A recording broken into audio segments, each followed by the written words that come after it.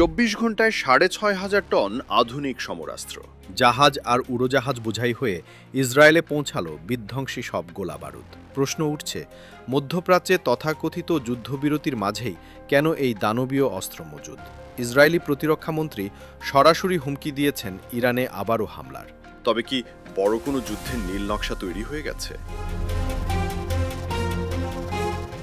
ইসরায়েলের প্রতিরক্ষা মন্ত্রণালয়ের সাম্প্রতিক এক বিবৃতি পুরো বিশ্বকে চমকে দিয়েছে।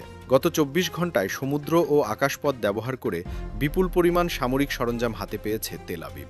দুটি জাহাজ এবং বেশ কয়েকটি সামরিক উড়োজাহাজে করে আনা এই ৬,৫০০ টন গোলাবারুদ ইতোমধ্যেই পৌঁছে গেছে দেশটির বিভিন্ন সামরিক ঘাঁটিতে। কেন এই মুহূর্তে এত অস্ত্রের প্রয়োজন পড়ল?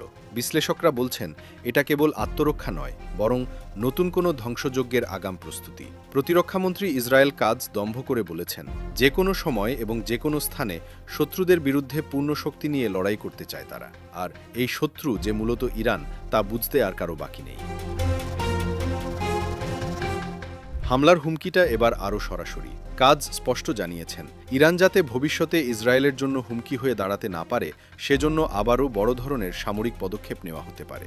বিশেষ করে মার্কিন প্রেসিডেন্ট ডোনাল্ড ট্রাম্পের সরাসরি মদদে এই অভিযানের লক্ষ্য অর্জনে তারা মরিয়া।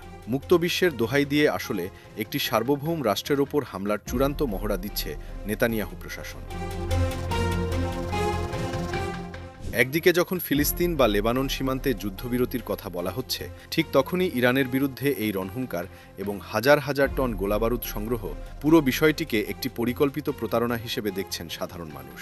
ট্রাম্প এবং ইসরায়েল মিলে কি তবে মধ্যপ্রাচ্যের মানচিত্র বদলে দেওয়ার কোনো নতুন পরিকল্পনা আঁটছে?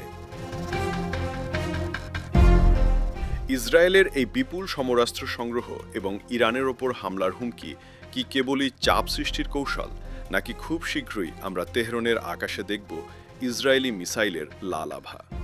বিশ্ববিবেক এখন তাকিয়ে আছে ইরানের পাল্টা জবাবের দিকে, কারণ ইসরায়েলের এই বেপরোয়া আচরণের শেষ করতে পারে একমাত্র ইরান।